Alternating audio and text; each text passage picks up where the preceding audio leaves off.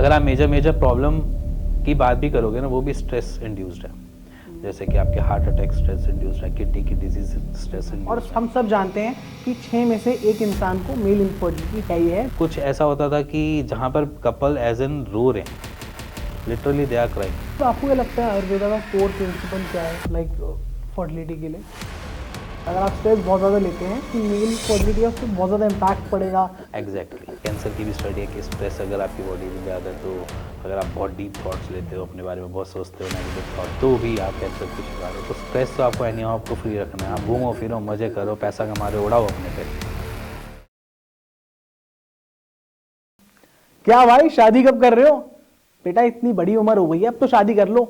पता है, अगर तुम बड़ी उम्र में शादी करोगे या फैमिली प्लानिंग लेट करोगे तो आगे चल के तुम कभी बच्चा पैदा नहीं कर पाओगे।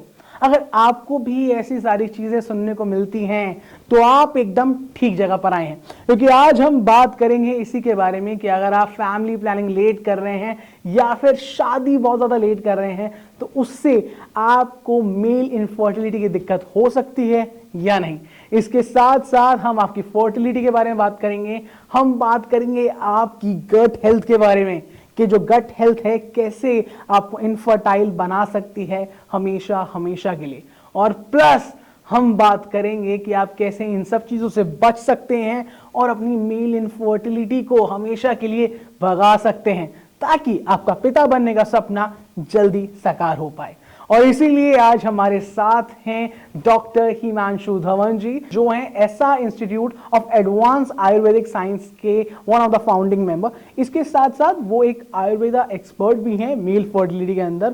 तो आई होप आज हमें बहुत कुछ सीखने को मिलेगा, जानने को मिलेगा, और ये पॉडकास्ट आपके लिए, आपकी फैमिली के लिए, या फिर फैमिली कैसे बढ़ानी है उसके लिए बहुत ज़्यादा इंपॉर्टेंट है। तो इसको ध्यान से देखिएगा और स्किप मत करिएगा, क्योंकि अगर आपने कुछ भी स्किप करा तो वो चीज़ कहीं ना कहीं आपको आगे चल के दिक्कत ज़रूर दे सकता है। तो चलिए दोस्तों, शुरू करते हैं हमारा आज का पॉडकास्ट। आप सबका स्वागत है श्रेयास पॉडकास्ट में। Welcome back to Shreyas podcast sir. Sir आपका बहुत बहुत स्वागत है। और सर कैसे हैं आप? बढ़िया, आप सुनाओ। बढ़िया। सर मैं जब भी आपसे बात करता हूँ मुझे बहुत कुछ सीखने को मिलता है, इसके साथ साथ जो हमारी ऑडियंस है उनको भी बहुत कुछ सीखने को मिलता है, क्योंकि सर बायोलॉजी ना मतलब मुझे बिल्कुल भी अच्छी नहीं लगती थी स्कूल के अंदर। बट मैं हमेशा से ये चाहता था कि आप जैसा कोई टीचर अगर हो तो मुझे इसके बारे में अच्छी तरह समझा पाए और सिखा पाए। एग्जैक्टली, टीचर तो नहीं है हम, बट ये है कि आपको कुछ कुछ चीज़ों को इजी वे में समझा इजी सकते हैं। में, एग्जैक्टली सर। तो सर मेरे पास जो पिछली बार हमने पॉडकास्ट करा था, इतने सारे कमेंट्स आए, इतने सारे सवाल आए सर। तो सर मैं पूरा रेडी हूँ आज वो सारे के सारे पूछने के लिए आपसे। Done done done. तो सर पहला तो सर मेरा मतलब लाइक सवाल नहीं है, बट एक कॉमन सी चीज़ है। हमने पिछली बार बात करी थी लाइफस्टाइल के ऊपर, हमने बात करी थी डाइट के ऊपर, हमने बात करी थी एक्सरसाइज के ऊपर। यही 3-4 चीज़ें होती हैं जो हम नेचुरली आप ठीक कर सकते हो अपने लिए। बट सर क्या अगर कोई लाइक पर्सन है जो लेट 30s में है या फिर लेट 40s में है और ये सारी की सारी चीज़ ध्यान से रख रहा है, लाइक लाइफस्टाइल बढ़िया है, एक्सरसाइज भी करता है, अच्छा खाना भी खाता है, क्या वो शख्स अपनी जो फर्टिलिटी है, जो लाइक मेल फर्टिलिटी है, उसे मेंटेन कर सकता है, अपनी स्पर्म प्रोडक्शन को अच्छा रख सकता है?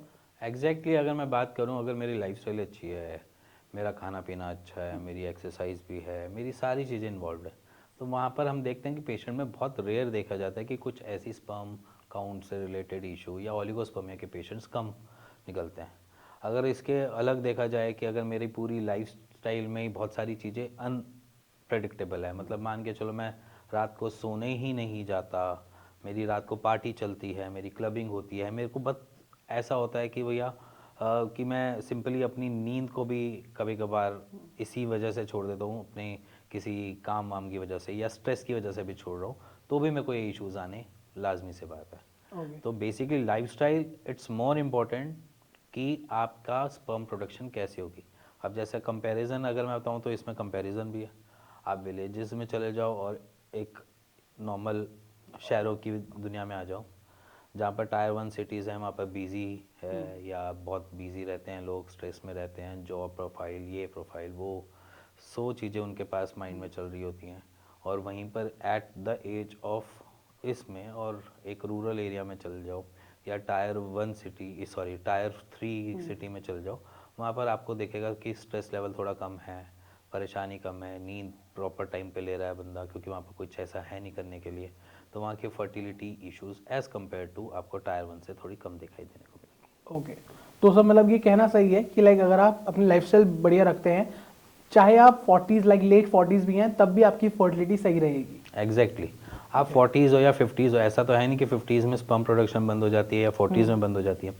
अगर मैं हेल्दी खा रहा हूँ, मैं हेल्दी रह रहा हूँ, मैं हेल्दी चीज़ों या अपनी हेल्दी लाइफस्टाइल में हूँ मैं, तो मेरे को जहाँ तक कोई इशू नहीं है एज सच। ओके, सर हम हमेशा बात करते हैं लाइक मेल इनफर्टिलिटी की, और सर बट यही सबसे ज़्यादा टैबू टॉपिक है हमारे आसपास। सर हम जब भी मेट्रो से निकलते हैं या फिर लाइक पहले तो बस ट्रेन में वो लिखा होता है सर गुप्त रोग, अगर आपको है तो इस नंबर पे संपर्क करें, है ना सर। तो जो गुप्त रोग मतलब कि ऐसी कोई चीज़ जो गुप्त हो, है ना, और हम सब जानते हैं कि 6 में से 1 इंसान को मेल इनफर्टिलिटी है ही है मेल्स के अंदर। तो sir being an Ayurvedic doctor, ठीक है, लाइक जो आपके इतना बड़ा भार है, तो आपका अप्रोच कैसे रहता है इस लाइक इसके ट्रीटमेंट को लेके, इनफर्टिलिटी को लेके, इन सब चीज़ों को? एक आपने ना स्टार्टिंग में बहुत सही बात करी, गुप्त रोग। एक्चुअली क्या है कि हमने ही इसको एक तरीके से गुप्त रोग की तरह बनाया हुआ है। एक एज इट इज़ एक ऐसी प्रॉब्लम है जैसे कि एक नॉर्मल किसी को भी हो सकती है। जैसे कि अगर मैं बात करूं फीमेल में, वो गायनेक के पास जाती है, वहाँ पर नहीं लिखा होता कि गुप्त रोग की प्रॉब्लम है या कुछ है। वहाँ पर आप देखोगे तो वो गायनी रिकमेंड कर देते हैं या कुछ इस तरीके से होता है। और जब वो मेल जगह पे आ जाता है ना, वहाँ पर पता नहीं क्या ऐसा एनवायरनमेंट बना हुआ है ना कि जिसमें वो कहता है कि यार ये तो चीज़ छुपाने वाली है, इसको बताने वाली नहीं है। और बताने वाली नहीं है तो मतलब वो शेयर भी नहीं करता एज एन पेशेंट, क्योंकि उसको भी हर जगह से बचपन से पढ़ता हुआ आ रहा है ये गुप्त रोग के डॉक्टर अलग होते हैं, गुप्त रोग के डॉक्टर ऐसे होते हैं, गुप्त रोग के फलाना और होता है। चिढ़ाया भी जाता है इन सब चीज़ों से। एग्जैक्टली और पेशेंट को भी ऐसा डर लगता है कि मैं इस क्लिनिक पे नहीं जाऊंगा, क्योंकि यहाँ पर अगर जाऊंगा तो मेरे ऊपर लेबल लग जाएगा, मेरे पास स्टैंप लग जाएगी, कोई आता जाता देख लेगा। ये सारी चीज़ें एक नॉर्मल सी जैसे मैं बोलूँ कि हमारा एनवायरनमेंट में ऐसा है, बट ऐसा नहीं होना चाहिए। एक सिंपल सी बात है, अगर प्रॉब्लम है डिस्कस इट, सॉल्व इट, ये एक नॉर्मल सी चीज़ है। सॉल्यूशन लेट सवेर मिलता है, कहीं नहीं, यहाँ नहीं मिलेगा कहीं और मिलेगा, बट मिल जरूर जाता है। तो आपकी अप्रोच हमेशा ये होनी चाहिए कि मेरे को सॉल्यूशन की तरफ जाना है, ये इधर जाओ उधर जाओ या गुप्त रोग की तरह मतलब इस तरीके से सोचो या प्लान करो, वो चीज़ गलत है। मैं कहता हूँ ओपन इट, एजुकेट इट और ओपन इट, कि अगर जो प्रॉब्लम है डिस्कस इट, अगर डिस्कस करोगे तो ये चीज़ें आगे बढ़ेंगी। अब रह गई बात हमारी आगे की कि 6 जैसे आपने जो 6 में से एक बंदा, ये एक WHO की एक फैक्ट्स है, ठीक है। वर्ल्ड हेल्थ ऑर्गेनाइजेशन कहता है कि हमें छठे बंदे को एक हमें फर्टिलिटी इश्यूज है। ये एक नॉर्मल सी चीज़ है। वो उसके पीछे क्या है कि पहले के टाइम और अब के टाइम में बहुत अलग अलग चीज़ें फ़र्क आई हैं। एज एन अभी कुछ स्टडीज़ और भी आई हैं जहाँ पर हम देखते हैं कि XY क्रोमोसोम में से Y जो क्रोमोसोम है वो थोड़ा थोड़ा छोटा रह गया और X क्रोमोसोम बड़ा होता जा रहा है। और धीरे धीरे शायद ये भी एक है फैक्ट कि अगर आने वाले कुछ सालों बाद, कुछ करोड़ों साल या कुछ हज़ारों साल बाद, क्या पता मेल के अंदर मेल वाली फीचर्स ही ना रहे। अच्छा, ठीक है, तो ये एक नॉर्मल सी चीज़ है, क्योंकि अगर हम दोनों तरफ देखें तो ये एक स्टडीज़ है और फैक्ट वाली स्टडीज़ हैं जहाँ पर हम देख रहे हैं कि Y क्रोमोसोम धीरे धीरे अपने साइज़ को बढ़ा नहीं रहा एज़ कम्पेयर टू X अपने साइज़ को बढ़ा रहा है। तो ये एक जनरल एक प्रॉब्लम है जो फैक्ट्स की तरह दिखाई दी है। एक तो ये इवॉल्वेशन होती है, इवॉल्व होता है, हम हमारी जनरेशन टू जनरेशन हम इवॉल्व हो रहते हैं, तो हमारी जो generation to generation evolving time period है उसी में हमारा क्रोमोसोम इतना डेवलप नहीं हो रहा जितना उसे होना चाहिए था। अब रही बात यहाँ पर सिंपल कि ये इम्पैक्ट हमारी बॉडी पे इस वजह से पड़ रहा है, पहला पॉइंट। दूसरा, फर्टिलिटी इश्यूज आज की डेट में लाइफस्टाइल से काफ़ी है। जैसे हमने स्टार्टिंग में बोला, गट हेल्थ मेरी ख़राब रहती है, मेरे को पता ही नहीं है। हाँ, डाइजेशन इश्यूज मेरे को बहुत सारे हैं, मेरे को पता ही नहीं है, वो उसका सीधा इम्पैक्ट मेरे स्पर्म प्रोडक्शन पे लगता है। दूसरा, मेरा स्लीप पैटर्न बेकार है, मैं सोता टाइम पे नहीं हूँ, मैं सुबह उठ जाता हूँ, मैं उसके बाद सारी चीज़ें करता हूँ, तो दूसरा इम्पैक्ट मेरे को ये पड़ता है। तीसरा, मेरे को ऑफिस में काम है, मेरे को इतनी सारी चीज़ें करनी है, वर्क फ्रॉम होम मिला तो उसमें भी मैं 12 घंटे काम करता था। तो इतनी सारी चीज़ें हैं जिसकी वजह से मैं अपनी बॉडी को एक तरीके से स्ट्रेस दे रहा हूँ, और जिसकी वजह से वो मेरे को रिवर्ट बैक में यही देता है कि स्पर्म प्रोडक्शन को कम कर देना।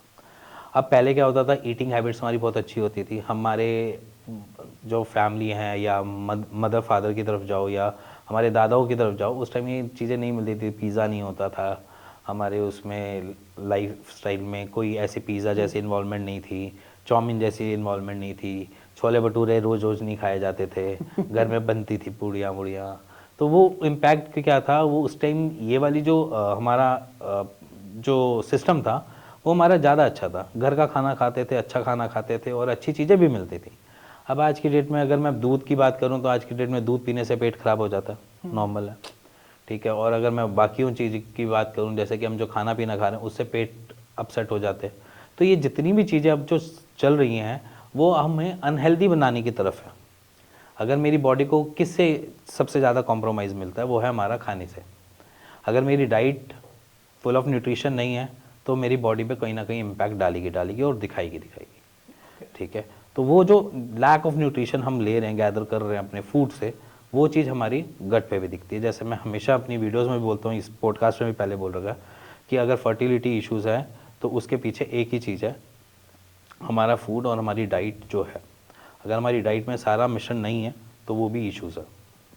दुनिया कहती है शिलाजीत खा लो, दुनिया कहती है अश्वगंधा खा लो, दुनिया कहती है ये चीज़ें कर लो, बट उसको भी जो ठीक खाने वक्त के बाद एनर्जी को कंज्यूम करने वाली चीज़ है वो हमारा गट ही है।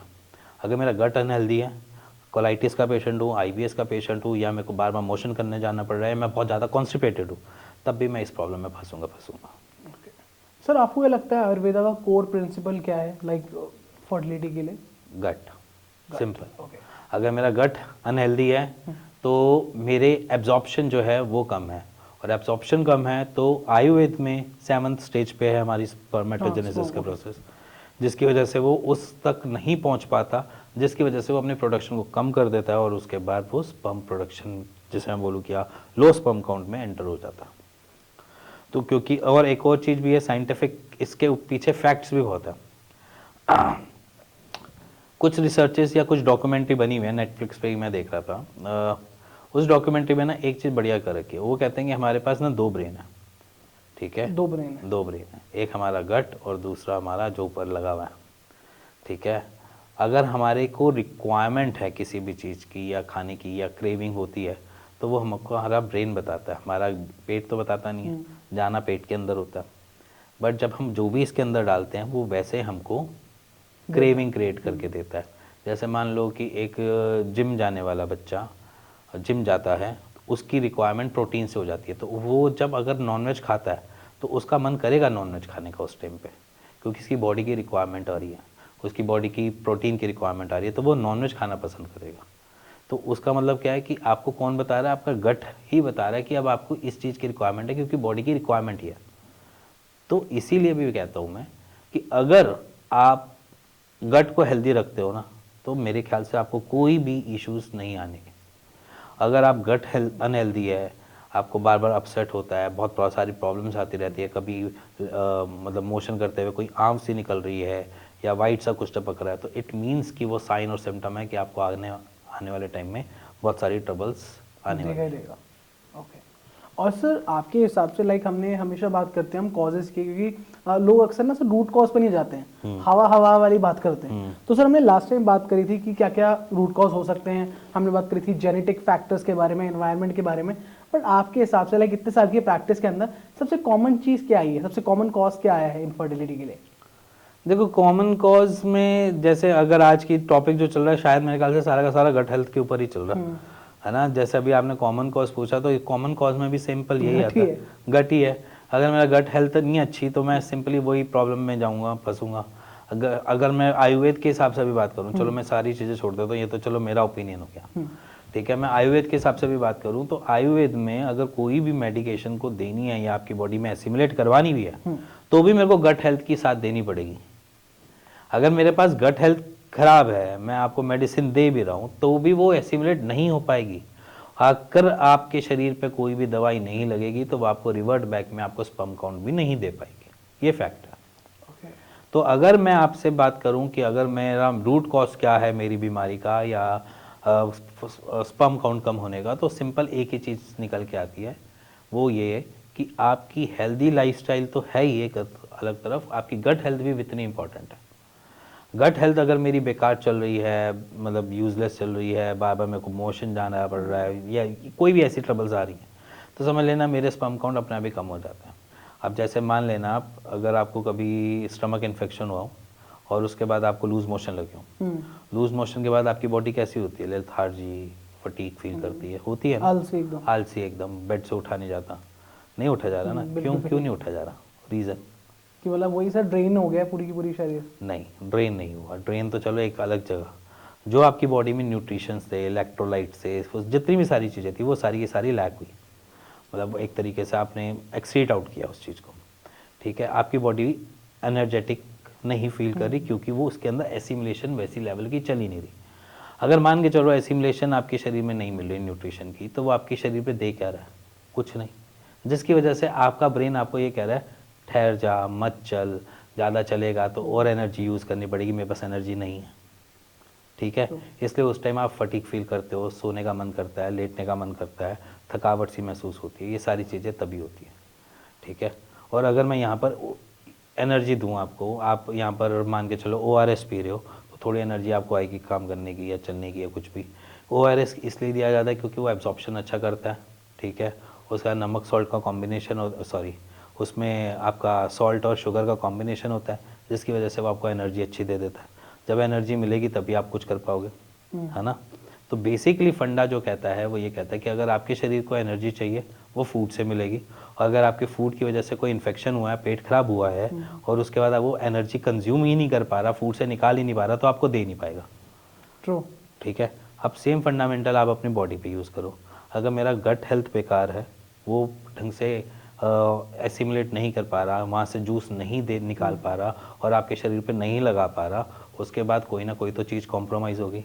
तो सबसे पहले जो कॉम्प्रोमाइज़ होती है वो हमारी फर्टिलिटी होती है, स्पर्मेटोजेनेसिस ही होती है। ओके सर, ये चीज़ काफ़ी यूनिक थी मेरे लिए भी, क्योंकि सर हम मुझे लगता था सर कॉज अगर जब भी हम बात करते हैं तो लाइक ब्लॉकेज हो जाता है या फिर कुछ ऐसी चीज़ आ जाती है या फिर आप कुछ गंदा खा लेते हैं, मतलब वो तो चलो खैर गट में ही आ गया, बट सर ये नहीं पता था मुझे प्रॉपरली लाइक गट की वजह से भी आपको इतना दिक्कत हो सकती है आपकी फर्टिलिटी के लिए। देखो, अगर मैं ओवरऑल की बात करूँ, हमारे पास जो मोस्ट ऑफ द पेशेंट्स टकराते हैं या हमें जो मिलते हैं, देखो एक्चुअली अगर हमारे पास पेशेंट्स जो भी आते हैं वो बहुत कहीं ना कहीं से घूम घाम के आए होते हैं।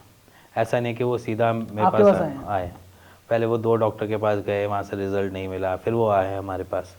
तो हम हमेशा ये प्रेफरेंस देते हैं कि हिस्ट्री पार्ट होए पहले, हिस्ट्री पार्ट में। तो most of the history part में भी हमारे जो क्वेश्चंस होते हैं वो गट हेल्थ को ही लेकर होते हैं। तो आपका पहला दूसरा सवाल भी गट ही होता है। उसके पीछे रीज़न भी ये होता है कि गट हेल्थ के बारे में अगर हम जज कर लें आज ही डेट में, तो उनके रिजल्ट जो हैं वो हमारे अर्ली आ जाते हैं।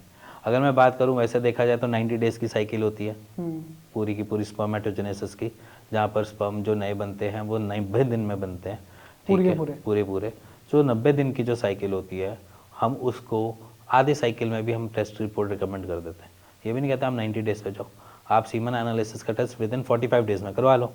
अब विद इन 45 डेज़ में हम इसलिए रिकमेंड कर देते हैं क्योंकि हमें पता है कि 45 दिन में अगर गट हेल्थ की कोई इशू होगा तो हमें क्लियर हो जाएगा कि 45 दिन में हमें पता चल गया कि गट हेल्थ से अगर कोई इशू क्रिएट हो रहा था, उसका आंसर हमें 45 दिन के अंदर क्लियर हो जाएगा। अब इश्यूज तो अलग भी हो सकते हैं कि स्पर्मेटोजेनेसिस ढंग से नहीं काम कर रही या वो ढंग से स्पर्म नहीं बना पा रही, ये भी इश्यूज हो सकते हैं, या सिर्फ वो इतना ही बना पाती है, इससे ऊपर बना ही नहीं पा रही, इश्यूज ये भी हो सकते हैं। बट अगर गट हेल्थ से रिलेटेड है वो विद इन 45 डेज के अंदर या 50 डेज के अंदर में क्लियर हो जाता है, क्योंकि गट हेल्थ अगर हमारी अच्छी हो गई, दुरुस्त हो गई, तो वहीं पर हमने देखा कि स्पर्म काउंट बढ़ने में भी बहुत ईजी हो जाता है। तो ये सबसे अच्छा चीज़ है कि अगर आप अपना गट हेल्थ बढ़िया कर सकते हो तो आप वो करो, उससे आपकी जो स्पर्म की क्वालिटी है। और सर हम बात करते हैं स्पर्म के पैरामीटर्स के बारे में, लाइक मोटिलिटी, मॉर्फोलॉजी, स्ट्रक्चर वगैरह, तो ये सब में भी काफ़ी इंप्रूवमेंट मिलती है। देखो एग्जैक्टली अगर स्ट्रक्चर की भी बात करूँ, स्ट्रक्चर भी तभी थोड़ा खराब होता है जब उसके पास पूरी चीज़ें नहीं है। जैसे कि मैंने पहले भी एग्जाम्पल दिया हुआ है कि अगर आपकी जूते बनाने की वाली एक फैक्ट्री है, आपके पास लेदर पड़ा है, आपके पास सोल पड़ा है, आपके पास शू लेसेस नहीं पड़े, ठीक है, तो वो जूता कंप्लीट नहीं होगा ना। आपने लेदर भी बना लिया, आपने उसके ऊपर स्टिचेस भी लगा लिया, आपने सोल भी लगा लिया, आपने पतावा भी डाल दिया, बट जब तक शू लेस नहीं जाएंगे तो वो शू कंप्लीट नहीं होगा। वैसे ही हमारा समझो कि अगर आपकी जो चेन है, अगर वो सारी चीज़ें उसके पास नहीं मिल रही हैं, तो भी हमारे स्ट्रक्चर में दिक्कत आ सकती है स्पर्म में। तो आपका जो स्पर्मेटोजेनेसिस है वो एक जूता बनाने वाली एक फैक्ट्री समझ लो, उसके पास छोटे छोटे जो इंस्ट्रूमेंट जो उसमें यूज़ होने हैं, प्रॉप्स जो यूज़ होने हैं, ठीक है, वो एक तरीके से आपके न्यूट्रिशन समझ लो, ठीक है। और एनी हाउ हमें जो निकालना है वो एक तरीके से हमें स्पर्म प्रोड्यूस करना होता है, वो वहाँ पर आपकी जूता बनाने वाले में जूता है आपका अगर जूते में लेसेस नहीं तो उसका इनकम्प्लीट है। वैसे ही स्पर्म में अगर स्ट्रक्चर में नेक नहीं तो वो भी इनकम्प्लीट है। तो उसका स्ट्रक्चर जो है वो बेसिकली आपके न्यूट्रिशन से ही गैदर होकर मिलता है। अगर आपके न्यूट्रिशन अच्छे जा रहे हैं बॉडी में, आपके पास सब बैलेंस डाइट जा रही है आपकी बॉडी में, आपके पास सेलेनियम जेलेनियम सारी चीज़ें प्रोटीन सब कुछ जा रहा है, तो वो अपना काम अच्छे से कर देगी। ठीक है, कोई दिक्कत वाली बात नहीं। अगर वो वहीं पे इतना काम करने की कोशिश कर रहा है बट वो ढंग से इसलिए नहीं कर पा रहा, क्या पता उसको न्यूट्रिशन ही ना मिल रहा। तो ये वाले इम्पैक्ट्स भी हम देखा पाते हैं जहाँ पर हम देखते हैं कि मॉर्फोलॉजी स्ट्रक्चर ख़राब हो गया। रही बात मोटिलिटी की, motility most of the time में बढ़ जाती है बट किसी किसी केसेस में नहीं बढ़ती है, क्योंकि उसका जो स्ट्रक्चर जैसे बन के आ रहा होता है वो वैसे ही बन के आ रहा है। अब वहाँ पर उसके पास इतनी ही एक्टिव मिल रही है। अब क्या होता है, किसी किसी की साइकिल में ही डिस्टर्बेंस है। अब क्या होता है कि स्पर्मेटोजेनेसिस एक साइकिल है जो हमें स्पर्म प्रोड्यूस करके देती है, उसी साइकिल में ही कॉम्प्लिकेशंस है, तो कैसे उसको स्पर्म को हम मोटिलिटी या मॉर्फोलॉजी में बढ़ा सकते हैं। ओके, तो वो ये भी इम्पैक्ट है। और सर हम ना एक चीज़ के बारे में बहुत ज़्यादा बात करते हैं, ठीक है, और सर मुझे बहुत वियर्ड भी लगता है कि लाइक ये तो हवा वाली बात नहीं हो गई। आप सर मुझे बताइए कि लोग कहते हैं कि स्ट्रेस, अगर आप स्ट्रेस बहुत ज़्यादा लेते हैं तो आपकी फर्टिलिटी, लाइक जो आपकी मेल फर्टिलिटी है उस पर बहुत ज़्यादा इम्पैक्ट पड़ेगा, वो ख़राब हो जाएगी। बट सर स्ट्रेस तो हर कोई लेता है, तो ऐसे कैसे हो सकता है? अच्छा, एक चीज़ बताओ शुभम सर जी, आप सुबह से शाम तक कुछ काम करते हो? बहुत करता हूँ सर। ठीक है, पूरे दिन में से आप बताओ अपने लिए कितना टाइम निकालते हो? सर हार्डली जब घर जा रहा हूँ या फिर कभी कभार थोड़ा बहुत निकलता है। अपने लिए कोई एक डेस्क पे बैठ के आराम से कभी सोचा है या कुछ किया है ऐसा जिसमें बहुत मज़ा आता हो? हाँ सर करा है, बट लाइक इतना टाइम नहीं होता मेरे पास पूरे दिन में। वीकेंड्स में फन करता हूँ सर बस। एग्जैक्टली हम में और एक रूरल या एक टायर 3 सिटीज़ में यही डिफरेंस है। क्या पता वो अपने लिए काम निकाल लेता है, अपने लिए टाइम निकाल लेता है, बट हम नहीं निकाल पाते। मेट्रो सिटीज़ में सबसे बड़ी इशू ही यही है कि हम अपने लिए टाइम नहीं निकाल पाते, जो एक स्ट्रेसफुल लाइफ को एंटर करने का टाइम है। बचपन में आपको पता है हमारे पास बहुत टाइम होता था, हम क्रिकेट खेलते थे, हम खेलने भाग जाते थे, हम रनिंग कर लेते थे, हम साइकिलिंग कर लेते थे, हम बहुत सारी एक्टिविटीज़ करते थे जिसमें हमें बड़ा मज़ा आ रहा होता था और उसको करने के बाद हम खुश भी थे। थकान महसूस नहीं होती थी। नहीं, एग्जैक्टली उसके बाद अगर हमारे घर वाले कान पकड़ के मैं पढ़ने भी बिठा दे तब भी पढ़ लेते थे। वो तो होता था ना, ये बिल्कुल फैक्ट है। तो ये चीज़ समझो कि एक एक्चुअली में बच्चा जब होता है, ठीक है, वो अपनी हर एक छोटी खुशी में खुशी देख रहा होता है, बट आज छोटी छोटी चीज़ों में चाहे वो साइकिलिंग हो चाहे कुछ हो। बट आज की डेट में हम क्या है, हम बिजी हैं जब तक बिजनेस की डील क्रैक नहीं होती तब तक हम खुश नहीं मिलेंगे। ठीक है, तो जब तक हमारे को जॉब में इंक्रीमेंट नहीं मिलेगा तो हम अपने आप को खुश नहीं फील कर रहे होते हैं। तो एक्चुअली क्या है कि ये खुश होने वाला टाइम पीरियड ना हमें डेली लाने चाहिए, जिससे हम अपने स्ट्रेस लेवल को कम कर सकें। वर्ल्ड कहता है मेडिटेशन करो, योगा करो, अगर आपको उसमें अच्छा लगता है बिल्कुल करो। स्विमिंग करनी पसंद है वो भी करो, जो आपका दिल करे वो करो, बट अपने लिए 1 घंटा दिन का निकालो, जिसमें क्या पता आपका मन भी ना करे कुछ, सिर्फ खाली बैठने का ही काम करे और सिर्फ अपने बारे में सोचना और आइडियाज़ के बारे में भी सोचना, वो भी आपके स्ट्रेस लेवल को कम कर सकता है। ओके, और सर ये स्ट्रेस लेवल कैसे लाइक क्या कैसे लिंक्ड होता है फर्टिलिटी से, ये मैं कभी समझ नहीं पाया इस बात। देखो, स्ट्रेस जो है जब भी बॉडी स्ट्रेस में जाती है, हमारी बॉडी बड़ी लेम में समझा देता हूँ, कॉर्टिसोल एक रिलीज करती है। कॉर्टिसोल हार्मोन होता है एक तरीके का। कॉर्टिसोल जब वो रिलीज़ करता है ना तो वो हमारे लिए एक तरीके से बैरियर का काम करता है। जैसे कि मान के चलो बैरिकेटिंग, पुलिस की बैरिकेटिंग समझ लो, सब जानते होंगे पुलिस की बैरिकेटिंग, सब कभी ना कभी पकड़े गए होंगे। पुलिस की बैरिकेटिंग समझ लो, वो एक तरीके से बैरिकेटिंग कर देता है, जहाँ पर ट्रैफिक आकर बड़ा जाकर इकट्ठा होना चालू हो जाता है और फंसना चालू हो जाता है। तो ये जो बैरिकेटिंग है ये समझ लो एक तरीके से कॉर्टिसोल का काम है। तो क्या होता है कि जब ऐसा कुछ होता है तो वो एक बैरिकेटिंग की तरह इस्तेमाल हो जाता है कॉर्टिसोल, जिसकी वजह से हमारी जो स्पर्म प्रोडक्शन अगर हो भी रही होती है तो उसमें भी कॉम्प्लिकेशंस आने चालू हो जाते हैं, जिसकी वजह से हमारी स्पर्म प्रोडक्शन थोड़ी सी कम हो जाती है। तो बेसिकली कॉर्टिसोल हार्मोन अगर जब भी रिलीज़ होगा या स्ट्रेस जब भी रिलीज़ होगा तो ये हमें दिक्कत देगा। बट सर क्या आपने बताया कि थोड़ा सा कम होता है, तो वो भी जो थोड़ा है वो काफ़ी ज़्यादा इम्पैक्ट करता है इस चीज़ को? देखो बॉडी टू बॉडी वेरी कर सकता है, मेरी Okay. बॉडी क्या पता कुछ भी ना करे हम्म, स्ट्रेस में, आपकी बॉडी क्या पता ज़्यादा करे। अब देखा जाए तो बहुत सारे पेशेंट तभी कन्वर्ट होते हैं ओलिगोस्पर्म में जब वो डिप्रेशन के शिकार हो, ऐसा भी है। अच्छा। तो अगर डिप्रेशन कैसे पहुंचा या डिप्रेशन तक की जर्नी कैसे थी स्ट्रेसफुल, ऐसा तो है नहीं कि मैं आज सही बैठा था कल मैं डिप्रेशन का शिकार हो गया, ऐसा तो होता नहीं। जब तक कुछ ना कुछ एलिमेंट्स ना आए हों लाइफ में या कुछ ना कुछ ऐसी चीज़ें ना आई हों तब तक कुछ इम्पैक्ट नहीं डालता। मतलब ये नहीं हो सकता कि मैं आज बैठा हूँ तो कल मैं डिप्रेशन का शिकार हो गया, ऐसा नहीं हो सकता ना। प्रोसेस होती है प्रॉपर। हाँ, पूरा प्रोसेस है, मतलब वो कितने उस पर इम्पैक्ट कर रहा है, कितना उसने अपने बॉडी पे लगाया, कितनी नेगेटिव एनर्जी उसने करी या जो भी उसका होगा।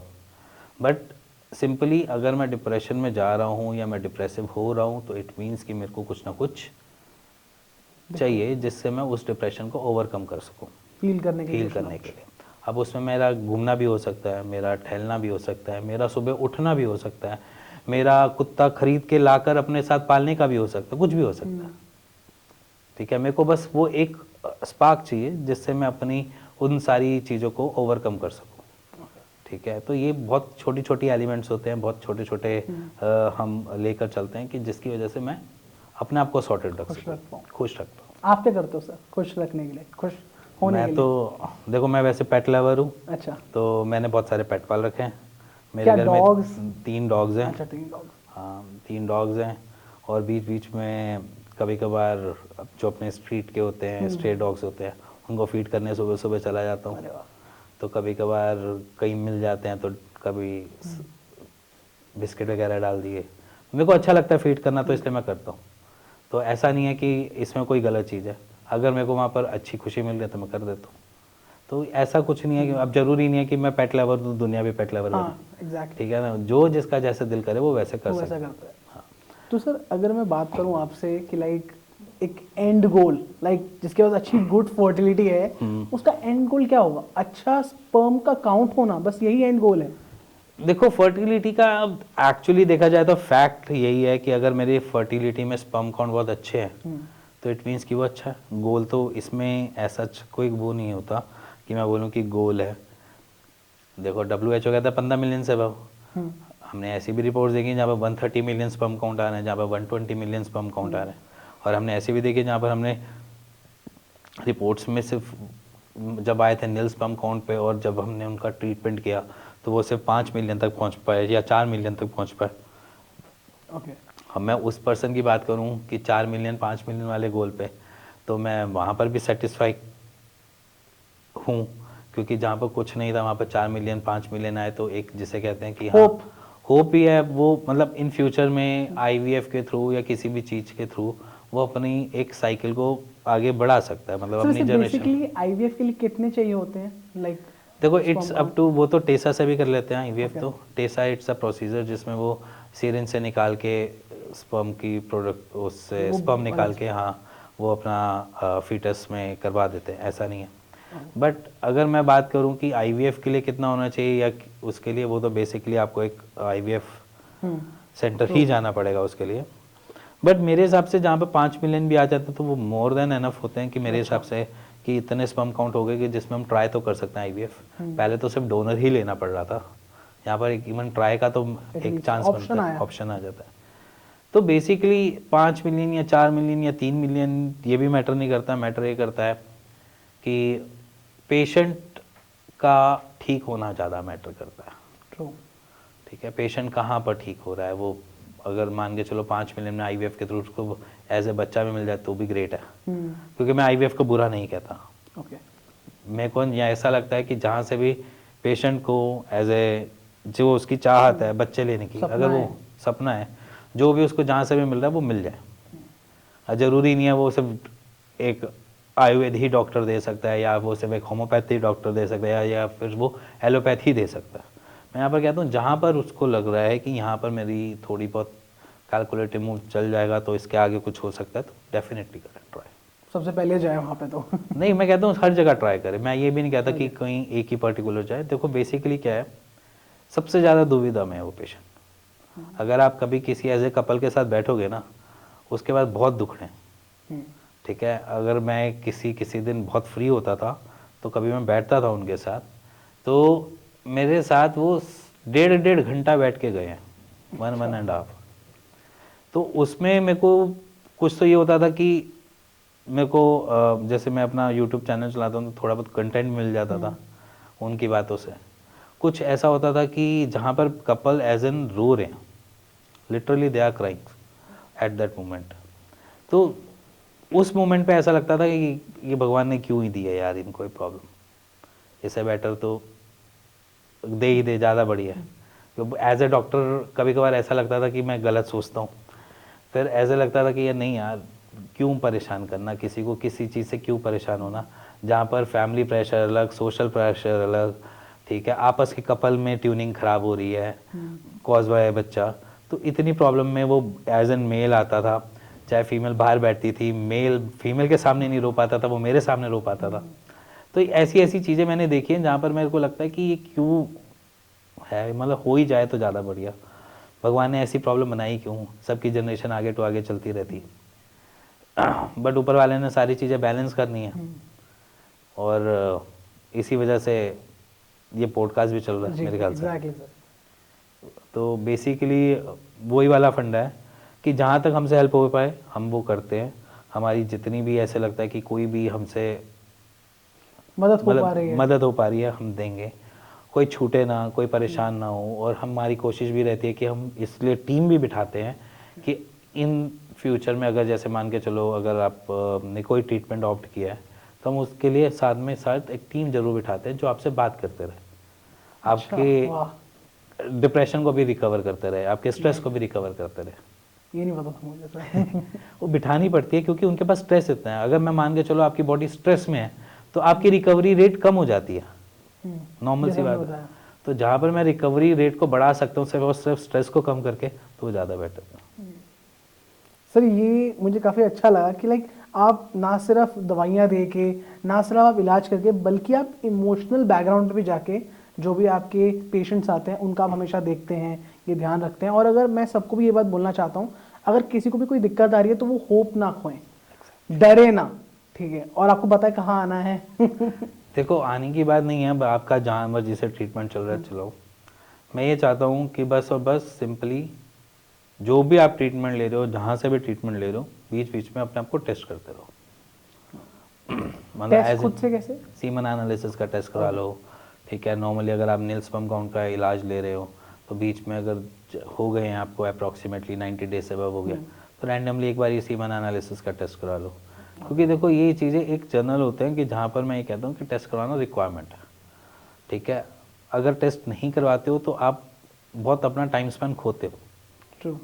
ठीक है, मान के चलो हमारे पास बहुत सारे ऐसे भी पेशेंट आए हैं जहाँ पर उन्होंने 3-3, 4-4 साल ट्रीटमेंट लिया, ठीक है, और साल भर उनका हो जाता था, कोई टेस्ट ही नहीं करवाते थे, ठीक है, क्या पता मिसकम्युनिकेशन हो क्योंकि वहाँ पर रिकमेंड किया हुआ था बट पेशेंट ने अपनी साइड से नहीं करवाया कि छोड़ो क्या है, छोड़ो अभी अभी तो चल रहा है ट्रीटमेंट, अभी ऐसे कंसीव नहीं हुआ तो टेस्ट ही नहीं करवाया। तो ये सारी चीज़ें आप अलग रखा करो, रादर देन अगर आप कहीं से भी ट्रीटमेंट लो तो बीच में कभी भी आपका मन करे तो टेस्ट जरूर करो, क्योंकि देखो रिपोर्ट से ही क्लियर होता है कि आपकी अभी राइट नाउ कंडीशन क्या है, क्या पता आपकी अच्छी चल रही हो कंडीशन, क्या पता इशू कुछ और आ रहा हो कंसीव के पार्ट में। ये भी प्रॉब्लम्स देखी हैं कि पेशेंट ट्रीटमेंट लिए जा रहा है बट रिपोर्ट्स नॉर्मल आ रही हैं, और उसके बाद वो कहता है कि अब तो रिपोर्ट्स नॉर्मल आ गई, फिर कंसीव क्यों नहीं हो रहा, फिर वहाँ पर जो कंसीव का पार्ट है वो फीमेल साइड से भी हो जाता है कभी कभार, ऐसा नहीं है कि सब जगह मेल ही खराब हो, 50% का रेशो तो फीमेल की साइड से भी है। तो फीमेल की साइड से वो पहले उनके नॉर्मल रिपोर्ट्स आती थी, अब उनको पीसीओडी पीसीओएस हो गया, उनको स्ट्रेस की वजह से, ठीक है, तो फिर वहाँ पर अलग प्रॉब्लम्स स्टार्ट हो गई।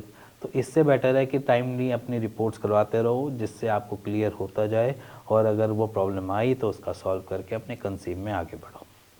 True sir, true sir. शादी में जाने का शौक है आपको? नहीं, बिल्कुल नहीं। क्यों सर?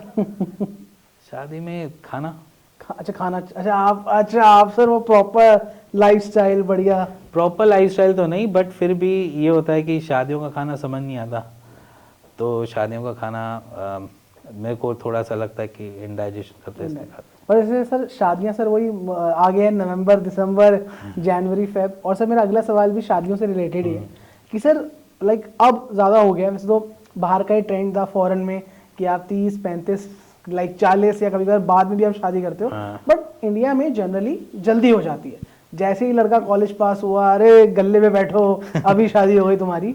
बट अब लोग धीरे धीरे लाइक टाइम लेते हैं हर चीज़ के लिए। तो क्या सर आपको लगता है कि लेट मैरिजेस करना या फिर आप फैमिली प्लानिंग लेट करना भी एक फर्टिलिटी का मतलब लाइक बेकार आपकी फर्टिलिटी हो सकती है? एग्जैक्टली अगर आप पॉइंट रखते हो तो ये बिल्कुल पॉइंट जेन्युइन है कि अगर मैं लेट मैरिज प्लान करता हूँ तो कंसीव का भी पार्ट जो है वो लेट होगा। मान के चलो 35 की एज में मैंने प्लान किया, तो ऑन एन एवरेज 35 को ही मैं प्लान करता हूँ, तो ज़रूरी नहीं मैं 35 में मेरा राइट टाइम होगा, राइट एज होगी। जैसे हम 20 साल में अपने आप को महसूस करते थे वो हम 30 में नहीं करते हैं, वैसे ही जैसे हम 30 में हैं वैसे हम 40 में नहीं करते हैं। ओके। ठीक है, जितने हम एक्टिव अपने 15 साल की एज में थे वो हम अपने 25 के साल में एक्टिव नहीं होते। तो ऐसे ही हम बूढ़े भी होते हैं। अगर देखा जाए तो हमारे ग्रैंड पेरेंट्स क्यों बूढ़े हुए, हमारे पेरेंट्स क्यों बूढ़े हुए, धीरे धीरे धीरे धीरे ग्रेजुअली। तो ये जो बुढ़ापा है ये अगर मान के चलो हम पे हावी है, हमारी लाइफ स्टाइल स्ट्रेसफुल है, क्योंकि कोई भी ऐसा 35 की एज पे या 30 की एज पे कोई भी बच्चा शादी के लिए प्लान करता है तो कम से कम अपने करियर को सेटल करके ही करने की कोशिश करता है। तो जिसकी वजह से उसका करियर जो है उसने उस टाइम पीरियड में, करियर के टाइम बनाने के टाइम पीरियड में थोड़ा बहुत स्ट्रेस लिया हो। अब मैं ये नहीं कहता कि पूरे के पूरे सारी की सारी वो लोग स्ट्रेस लेते हैं उस टाइम पे, बट उसमें ये भी हो सकता है कुछ ने स्ट्रेस ज़्यादा लिया हो, जिसकी वजह से उसकी जो स्ट्रेस की वजह से उसकी बॉडी ने इम्पैक्ट जो था उसकी वजह से उसको फर्टिलिटी इश्यूज आ गए। लेट मैरिजेस अगर मैं अपने जो बात करूँ स्पिरिचुअल्स या हमारे जो हिंदू या उसमें माइथोलॉजी में भी जो कहते थे वो ये कहते थे कि थोड़ा मैरिज के टाइमिंग होने चाहिए, ठीक है, जल्दी होने चाहिए। तो जल्दी इसलिए रिकमेंड करते थे क्योंकि उससे क्या होता है कंपैटिबिलिटी बनी रहती थी। ठीक है, अगर एक इसमें भी है कि अगर जो अर्ली मैरिजेस होती हैं जो 22 साल में या 23 साल में 24 साल में, उनके डाइवोर्स केसेस कम है एज़ कंपेरेटिवली जो हमारे 30 की एज के हैं या 32 की एज के, उनके डाइवोर्स केसेस ज़्यादा है। क्योंकि थ्रू एज हमें बहुत सारी चीज़ें सिखा देती है, इंडिपेंडेंट रहना, ठीक है, और इंडिपेंडेंट रहने से हम अपने आप को फ्रीडम फील करते हैं, और वो जो फ्रीडम है अगर वो कॉम्प्रोमाइज़ होती है तो उस कॉम्प्रोमाइज़ की वजह से डाइवोर्स केसेस बढ़ते हैं। ठीक है, पहला। दूसरा, जो 22 साल में या 24 साल में जो भी बच्चा शादी कर रहा है उसको ये चीज़ें कॉम्प्रोमाइज़ नहीं लगती, वो शुरू कर रहा होता है इसलिए नहीं, एग्जैक्टली वो मम्मी पापा के प्यार से निकला होता है, देन उसके बाद वो उसमें आता है, तो उसके लिए इतना इंटरचेंजेबल चीज़ें नहीं लगती होती, जो जल्दी गृहस्थ जीवन में पड़ जाता है। और जहाँ पर हम ये देखते हैं कि वो लंबा स्पैन 10-1 साल अपने उसने अपनी लाइफ को दिए, उसने अपनी करियर बनाया और उसमें वो इंडिपेंडेंट रहा काफ़ी लंबा टाइम तक, वहाँ पर वो इंडिपेंडेंट जो टाइम पीरियड है वो उसका एक यूज टू प्रोसेस हो जाता है, जहाँ पर उसको लगता है कि मेरे को आज भी फ्रीडम है, मेरे को कल भी फ्रीडम है, तो हम देखते हैं कि वहाँ पे डाइवोर्स केसेस बढ़ते हैं। ये तो फैक्ट हुआ। अब रही बात एजिंग जो है वो हमें ज़रूर दिखाती है, क्योंकि एजिंग के साथ हमारी बॉडी में भी बहुत सारे चेंजेस आते हैं। एजिंग के साथ साथ हमारी जो नॉर्मल एक्टिविटीज़ है वो भी डाउन होती हैं, जैसे कि एज के साथ साथ हमें इरेक्टाइल डिसफंक्शन जैसी प्रॉब्लम एराइजिंग की ज़्यादा प्रॉब्लम्स आती हैं, ठीक है, और इवन इस एज तक हम बहुत सारी चीज़ें ओवर द टाइम पीरियड बच्चे आज की डेट में कर लेते हैं पहले ही, तो उस टाइम पीरियड के बाद मैरिज होने के बाद हम देखते हैं कि थोड़ी और ज़्यादा कॉम्प्लिकेशन या और ज़्यादा कॉम्प्लिकेटेड हुकअप्स की बात कर रहे हैं, उसके बाद और ज़्यादा कॉम्प्लिकेटेड हो जाते हैं, तो बहुत चीज़ें कॉम्प्रोमाइज़ होती हैं, जिसकी वजह से हम एट द एज ऑफ 35 या 30 हमारे को एज एन चाइल्ड लेने में थोड़ी सी दिक्कतें आ सकती हैं। सबको नहीं आती बट आ सकती है। सर तो कोई लाइक कुछ ऐसी कोई दिक्कत लाइक कोई डिजीज़ वगैरह भी आ जाती हैं इसके बाद? ऐसा कुछ नहीं होता? ऐसा कुछ नहीं है कि डिजीज़ आती है, ठीक है, डिजीज़ का कोई एज से कोई लेना देना नहीं है। बट जैसे हम कुछ जगह देखते हैं जहाँ पर एज ए पेशेंट अर्ली थोड़े डायबिटिक हो जाते हैं या प्री डायबिटिक हो जाते हैं, तो वहाँ पर कॉम्प्लिकेशंस आनी चालू हो जाती है। कुछ कुछ बीपी के पेशेंट बन जाते हैं, ब्लड प्रेशर हाई के, तो वहाँ पर कॉम्प्लिकेशंस थोड़ी स्टार्ट हो जाती है। तो ये थोड़ी एक नॉर्मल सी चीज़ है। तो एट द एज ऑफ 35 हम बूढ़े तो हो ही रहे हैं भाई, बुढ़ापे को हम कितना लंबा कर लेंगे। ट्रू, बट सर ऐसा कुछ लाइक एक फिनोमेना नहीं होता कि लाइक अगर आपने 30-32 साल में भी आप शादी कर रहे हैं तब आपकी खराब हो गई हुआ, नहीं, ऐसा दिक्कत नहीं। है। ओके, ऐसा कुछ नहीं है कि आप 35 में शादी कर रहे हैं तो आप खराब ही हो गए, ऐसा नहीं है, कोई मैंडेटरी नहीं है। बट हम देखते हैं कि थ्रू द टाइम पीरियड हम एट सर्टेन एज पे अगर जाएंगे तो हम देखते हैं कि ये इश्यूज आते जाता है। अब आप एक चीज़ समझो ना, 35 की एज में आपके आसपास कोई ऐसा कपल बताओ जिसका अभी बच्चा हो। हाँ मेरा भी हुआ है ना, है ना, 35 की एज में कोई ऐसा कपल जिसका 34 की एज में वो हुआ, बढ़िया हुआ, बेस्ट है। अब ये देखो कि कितनी स्ट्रेंथ है इसमें, कितने ऐसे कपल्स को जानते हो आप? एक ही मतलब और भी आप थोड़ा सा और घूम लो, कितने ऐसे कपल्स हो। तो मोस्ट ऑफ द टाइम में आपको थोड़े कपल्स कॉम्प्लिकेटेड ही टाइम पे ही लगेंगे इस टाइम पे। तो इसी वजह से होता है कि at the age of 35 complications हमारे शरीर दिखाता है, as in male as a female में भी। फीमेल में तो और ज़्यादा कॉम्प्लिकेशंस दिखाता है। पहले के टाइम पे वो एक फिजिकल एक्टिविटी में इन्वॉल्वमेंट होती थी फीमेल्स की, अब तो वो भी थोड़ी कम हो गई है, क्योंकि आज की डेट में वो सारे काम हाउस हेल्प के थ्रू हो जाते हैं। ठीक है, पहले वो घर में हमारे पेरेंट्स या फोर पेरेंट्स ये सारे काम नॉर्मली एक रूटीन वाइज करते थे, साफ सफाई ये सब, बैठ के पोछे लगाना काइंड ऑफ, ये सारी चीज़ें होती थी। अब वो सारी चीज़ें नहीं होती। अब वो पीसीओएस पीसीओडी में बहुत जल्दी एंटर हो रही है जो जनरेशन एंटर होती है, तो फिर वो और ज़्यादा कॉम्प्लिकेशंस के साथ होती है, तो उसमें भी कंसीव के इश्यूज आते हैं। पीरियड्स का अब आना जाना फीमेल बॉडी में भी नॉर्मल होता है कि अगर पीरियड्स लेट हो रहे हैं, डिलेड हो रहे हैं या फिर अर्ली हो जाते हैं, ये कॉम्प्लिकेशंस आना, उसमें साइकिल ख़राब होती है, तो वहाँ पर कंसीव इश्यूज आ जाते हैं। तो एक थ्रू एज हम दोनों ही कॉम्प्रोमाइज़ हो रहे हैं, एज ए मेल और एज ए फीमेल, दोनों तरीके से ही कॉम्प्रोमाइज़ हो रहे हैं। और सर मैं अगर आपसे पूछूं लाइक आपके क्लिनिक के अंदर कितने ऐसे लोग आते हैं लाइक 35 प्लस, तो क्या आपका क्या जवाब होगा? देखो, अगर मैं वैसे बात करूं तो 50% की रेशो हमेशा ऐसी ही मिलती है हमें। 30 प्लस की जो मतलब एक तरीके से थोड़ा कॉम्प्लिकेटेड होता है। ऐसा नहीं कि उनसे ज़्यादा नहीं मिली, उनसे ज़्यादा भी मिली है, और ऐसा नहीं कि उनसे कम नहीं मिली, उनसे कम भी मिली है। मतलब एक एज है, एक ऐसा फैक्टर है, बैरियर, जहाँ पर हम देखते हैं कि हम हमारा जो फर्टिलिटी का जो कॉम्प्लिकेशन है वो 30 के बाद थोड़े ज़्यादा हो जाते हैं। ये सब मुझे, क्योंकि ये ना सर बहुत सारे लोगों का सवाल होता है, क्योंकि अब तो सर खैर अब तो बन ही गया है, क्या 28 मतलब लाइफ सेटल करके घर वर बना के फिर करेंगे। देखो, मैं ये नहीं कहता आप घर मत बनाओ, मैं ये नहीं कहता, सभी को ये कहता हूँ कि घर मत बनाओ, अपने आप को कैरियर में फिट मत करो। अगर आप रिलेशनशिप में हो तो आप मैरिज करो, मैं ऐसा भी नहीं कहता मैरिज करो। बट एक सिंपल सी चीज़ समझना, हम अपनी बॉडी से कितना जूस निकलवा सकते हैं उसका ध्यान रखना बस। ओके, देखो, शरीर आपका है, आपके पास, ये टिल डेथ आपके साथ रहेगा। ठीक है, इससे काम आपने करवाने हैं, इसको हेल्दी आपको रखना है, इसका न्यूट्रिशन का ध्यान आपने रखना है, इसको किस तरीके से बैलेंस बना कर चलना वो आपने रखना है। ठीक है, इसको कॉम्प्रोमाइज़ नहीं होने देना वो आपने देखना है। तो आप ये सोचो कि आप कितना अपने शरीर से जूस निकाल सकते हो, ठीक है, कि वो आपको कभी दिक्कत ना दे। Thank you so much sir, बहुत लाइक ये सर बहुत लोगों का सवाल होता है, बहुत सारी चीज़ें होती हैं, but thank you so much sir. But ना सर हमने एक नई चीज़ शुरू करी है हमारे इस बार के पॉडकास्ट से, और आप सर लाइक हमारे पहले गेस्ट हैं जिनके साथ हम ये चीज़ कर रहे हैं सर, वो है हमारा ट्रू एंड फॉल्स सेक्शन, जिसके अंदर क्या होता है, मैं सर आपसे सवाल पूछूंगा और आपको बताना है कि वो ट्रू है या फॉल्स है। उसके बाद एक स्टेटमेंट देंगे कि ऐसा क्यों है, वाई। जैसे वो नहीं होता था फिल इन द ब्लैंक्स, या फिर ऐसे होते थे जब हम पढ़ते थे 11th क्लास में 12th क्लास में आते थे, तो वैसे ही है सर। शुरू करें sir? Done, fill in the blanks, done.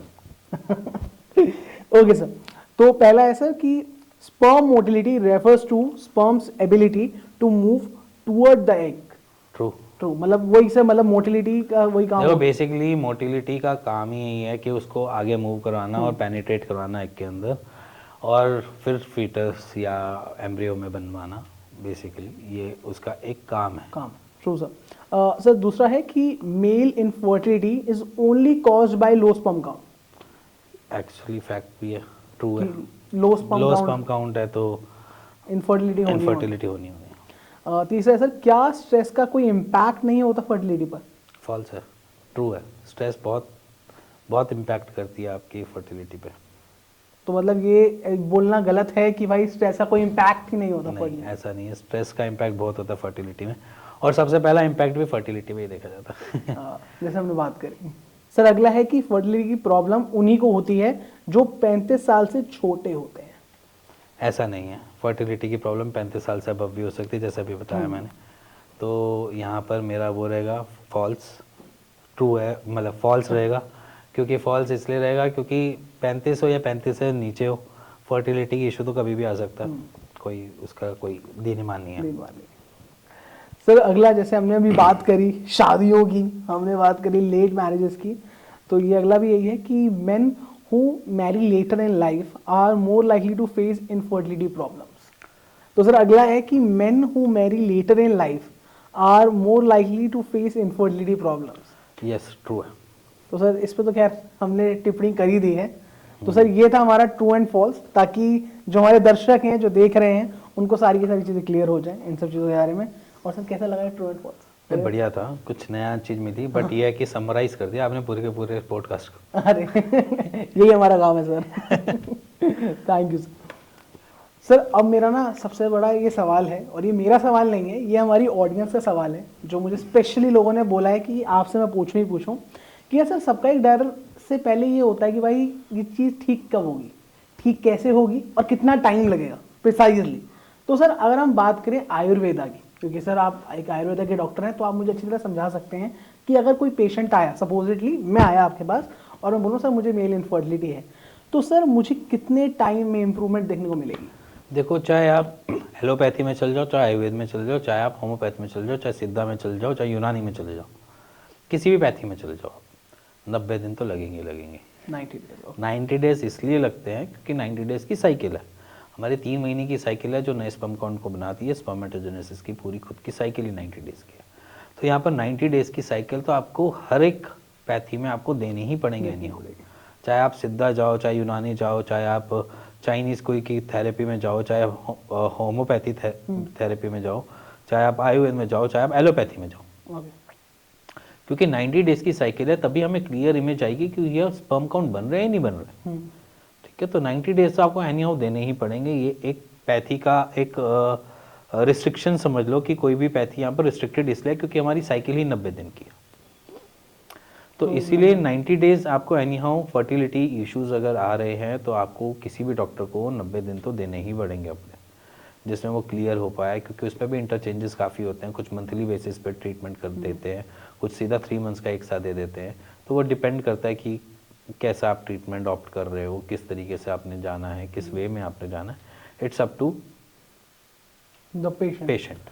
Sir क्या मेरा बोलना सही है कि अगर आप लाइक आयुर्वेदा से इलाज ले रहे हैं तो 1 साल के अंदर अंदर आपको लाइक आपके लिए बेनिफिट देखने को मिलेगा ही मिलेगा?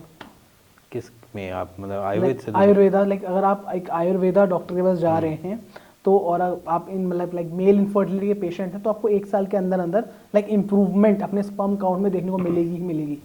देखो, ऐसा ज़रूरी नहीं है। देखो, मैं आपको कुछ केसेस ऐसे भी बताता हूँ जहाँ पर हमने देखा है कि स्पर्मेटोजेनेसिस की साइकिल कहीं ना कहीं जाकर रिस्ट्रिक्ट हो गई है। अब जैसे कि एक पेशेंट आए थे हमारे पास, वो पेशेंट हमारे पास जब आए थे तो उनका जो स्पर्म काउंट था वो अप्रॉक्सीमेटली 0.52 मिलियन के आसपास घूमता था। जब हमने उनको मेडिकेशन दी और सारी चीज़ें दी, वो अप टू 10 मिलियन तक पहुंच पाया। 10 मिलियन के ऊपर हमने जितना भी जोर लगाया वो लग ही नहीं रहा, मतलब वो आगे बढ़ ही नहीं रहा, जा ही नहीं रहा। हमने उसके लिए बहुत ट्रीटमेंट भी किया, हमने अलग अलग हमने इवन ये भी सोच लिया कि हम यहाँ पर पैथी को भी चेंज कर दिया।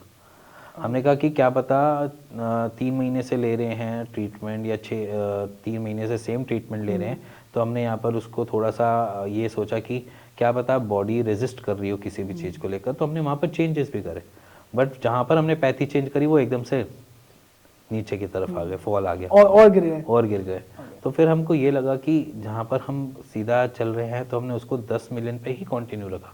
फिर हमने उनको रिकमेंड कर दिया कि एक बार अगर हो सके तो आईवीएफ ट्राई कर सकते हो या इस तरफ जाओ, क्योंकि जितने अभी आ रहे हैं उससे हम इतना तो काउंटर कर सकते हैं कि अच्छे से अच्छे स्पर्म काउंट बनाकर आपको निकाल सकते, आप दे सकते हो उनको। तो यहाँ पर ये चॉइसेस मिल जाती हैं। अब ऐसे भी पेशेंट थे जहाँ पर हमको लगा कि यहाँ पर काम बनेगा ही नहीं, वो सीधा उन्होंने जंप ही सीधा 30 मिलियन 40 मिलियन की मारी। तो जब आए थे बिल्कुल नील स्पर्म काउंट पे आए थे, और जैसे ही पहला महीना हुआ, जैसे मैं बोल दूंगी हम 45 डेज में रिपोर्ट्स करवाते हैं, विद इन 45 डेज में एकदम से उन्होंने 30 मिलियन की जंप मार ली। तो वो कभी कभार तो बहुत शॉकिंग हमारे लिए भी हो जाता है कि इतना ड्रास्टिक चेंज बहुत अच्छा मिल गया हमें, और कभी कभार ऐसा लगता है कि यहाँ पर काम क्यों नहीं कर रही है, जैसा अभी 10 मिलियन के केस में आया। तो हम प्लान तो यही करता है कि ये पेशेंट रिकवर करे, और हर डॉक्टर यही प्लान करता है, और हर डॉक्टर को यही लगता है कि मेरा पेशेंट परफेक्टली फाइन होके जाए, परफेक्टली फाइन होके जाए। पेशेंट के साथ तो कोई भी बुरा नहीं चाहता, और कोई डॉक्टर नहीं चाहता कि पेशेंट को कुछ भी चूचा कुछ भी हो। पेशेंट को तो ये चाहता है कि पेशेंट रिकवर करे और जाए, अपना बच्चा करे और खुश रहे। ठीक है, तो ये बेसिकली एक हर डॉक्टर यही चाहता है। उसके डॉक्टर की कोई साइकी नहीं चली थी, ये पेशेंट अच्छा तो इस पेशेंट ने पैसे मेरे को ज़्यादा दिए तो इस पेशेंट को रिकवरी मिले, और इस पेशेंट ने मेरे से डिस्काउंट मांगा था इसको ना मिले। ऐसा तो कोई डॉक्टर चाहता ही। डॉक्टर कहता है कि भैया ये भी रिकवर हो, ये भी रिकवर हो, जो भी ट्रीटमेंट मुझसे ले रहा है वो सारे के सारे रिकवर हो, और ऊपर वाले से भी यही मांगता है कि मेरे हाथ से जो भी दवाई जाए वो ठीक हो, सबका भला हो। सबका भला। Great sir. तो ये बेसिकली एक फंडा होता है। तो यहाँ पर मैं ये कहता हूँ कि पेशेंट का जो चाहता है वो यही चाहता है कि रिकवरी हो, एनी हाउ कैसे भी करके हो, बट रिकवरी हो। तो बेसिकली रिकवरी मैटर करती है, जो मतलब लाइक एंड में जो सॉल्यूशन है, और वो मतलब like person to person vary भी होता है। करता है। Okay sir. तो सर मज़ा मुझे बहुत ज़्यादा आया, मेरा मन है आपको थोड़ा और रोकने का, ठीक है, बट टाइम हमारे पास कम है, और हमें और भी नए नए पॉडकास्ट आपके साथ करने हैं। एग्जैक्टली सब इसी में खत्म कर देंगे तो आगे क्या लेकर आएंगे हम? नहीं, हमारे पास बहुत किस्से कहानियां हैं। आप अगली बार बैठोगे तो वो भी सुनाएंगे। Done sir. अगला पॉडकास्ट हम सर कहानियों पे ही करेंगे। चलो, लाइक कैसा लगा आपको, कैसे कैसे लोग आते हैं, क्या क्या बातें करते हैं, आप क्या बातें करते हो उनसे, तो ये हम भी नहीं देखो, मैं एक्चुअली बताऊं, बातें कभी भी हम डिस्क्लोज नहीं करते। ओके, ठीक है, हाँ हम किससे बता सकते हैं, बट बातें डिस्क्लोज नहीं कर सकते। तो सर मैं चाहता हूँ आप मेरी ऑडियंस, यानी कि आपकी जो आप बन चुकी है, आप अपनी ऑडियंस को सर बताओ कि लास्ट में एक एडवाइस दो उन लोगों को जो मेल्स हैं और फिर इनफर्टिलिटी का शिकार हो रखे हैं, या फिर बहुत ज़्यादा लाइक बोले ना कि बहुत ज़्यादा ओवर थिंक करने लग गए हैं, क्या करें क्या ना करें, तो आप कुछ बोलना चाहेंगे सर उनको प्लीज़। शायद ये पॉडकास्ट देखने के बाद मेरे ख्याल से आपके व्यूअर भी थोड़े कहेंगे थोड़ा मज़े में रहो। हाँ। मज़े में रहने से ही हमारे स्पर्म काउंट बढ़ेंगे। ठीक है, तो मैं चाहता हूँ कि आप भी मज़े में रहो, और आपका व्यूअर भी, आपके जो भी देख रहा है इस पॉडकास्ट को, वो सारे के सारे मज़े में रहें, क्योंकि एक ऐसा मोमेंट होता है हमारी लाइफ में कि हमें अपने आप को स्ट्रेस को फ्री रखना है, स्ट्रेस से फ्री रखना है। स्ट्रेस जितना फ्री रहेगा हमारे शरीर से, हम इतने परफेक्टली फाइन रहेंगे। अगर आप मेजर प्रॉब्लम की बात भी करोगे ना, वो भी स्ट्रेस इंड्यूस्ड है। जैसे कि आपके हार्ट अटैक स्ट्रेस इंड्यूस्ड है, किडनी की डिजीज स्ट्रेस इंड्यूस्ड है। ठीक है, डायबिटिक बीपी तो वैसे नॉर्मल स्ट्रेस इंड्यूस्ड है। इवन कैंसर की भी स्टडी है कि स्ट्रेस अगर आपकी बॉडी में ज़्यादा है, तो अगर आप बहुत डीप थॉट्स लेते हो, अपने बारे में बहुत सोचते हो, नेगेटिव थॉट इनटेक आपका ज़्यादा है, तो भी आप कैंसर के शिकार हो। तो स्ट्रेस तो आपको एनी आपको फ्री रखना है। आप घूमो फिरो, मजे करो, पैसा कमा रहे, उड़ाओ अपने पे, कोई दिक्कत नहीं, मजा नहीं लाइफ जियो। हाँ, जिसको आप कहो कि आपके पास कुछ ही, अगर देखा जाए तो एक पूरे ब्रह्मांड में, इतना बड़ा ब्रह्मांड है, और हम सिर्फ कुछ उस ब्रह्मांड के कुछ एक पल में जीते हैं, तो उस पल को ब्रह्मांड की तरह जियो, मजे में जियो, अच्छे से जियो, full and life. Thank you so much sir. चलते हैं और मिलते हैं आपसे नेक्स्ट टाइम के लिए। मुझे बहुत मज़ा आया, जैसे हर बार आता है बहुत कुछ सीखने को मिलता है, आज मुझे बहुत ज़्यादा मिला, और प्लस हमारी ऑडियंस को भी मिला होगा। और सर इसी के साथ अलविदा सर, मिलते हैं अगली बार। Thank you so much sir. और भाई आप कहाँ जा रहे हो? अगर आपको ये पॉडकास्ट अच्छा लगा हो तो प्यार दो यार, लाइक करो, शेयर करो, सब्सक्राइब करो, और हाँ बताओ कि मैं अगली बार सर से क्या बात करूं, क्या पूछूं। और अगर आप सर से बात करना चाहते हैं 1 to 1, तो भाई मैं ना सर का नंबर या फिर आपको मैं जो सर का यूट्यूब जो चैनल है उसके बारे में मैं लिंक इसके नीचे डाल दूंगा, डिस्क्रिप्शन में आपको मिल जाएगा। और अगर आपको मेरे से बात करनी है तो भाई कमेंट करो अभी के अभी और मुझे फीडबैक दो कि आपको ये पॉडकास्ट कैसा लगा और आपको और क्या अच्छा लगता है। तो चलिए दोस्तों, मैं चलता हूं और मिलता हूं आपसे नेक्स्ट पॉडकास्ट में। तब तक के लिए बहुत बहुत शुक्रिया।